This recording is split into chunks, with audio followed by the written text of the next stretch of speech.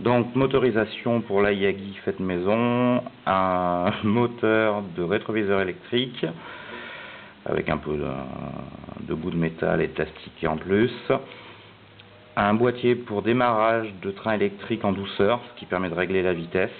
On passe d'un mode 0 à vitesse maximale, c'est-à-dire qu'en gros on envoie un principe de 0 à 12 volts en allant très progressivement. En gros c'est un système un peu séquentiel.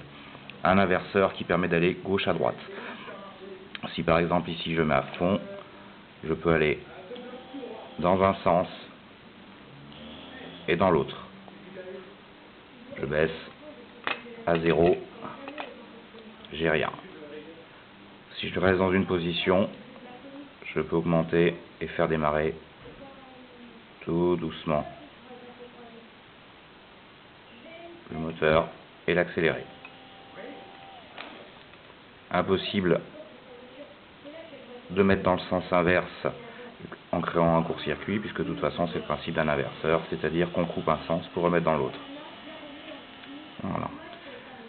Pour la révolution, c'est pas dur. Si on se base en gros par ici, vitesse maximale pour faire un tour, 2, 3, 4, 5, 6, 7, 8, 9, 10, 11, 12, 13. On peut estimer environ 25 à 30 secondes en vitesse maximale pour faire un tour complet.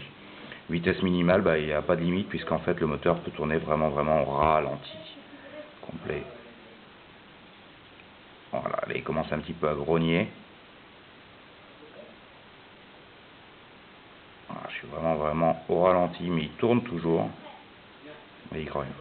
Voilà, ça peut motoriser plein d'autres choses, puisque après, seule la limite vient du moteur et de l'alimentation. Celle-ci est une 10 ampères, je crois, ou une 5 ampères. C'est à la base un circuit pour du 12 volts, qu'on alimente en 12 volts alternatif, mais il y a un pont de diode, donc pas de souci, on peut le brancher sur du 12 volts continu. Voilà.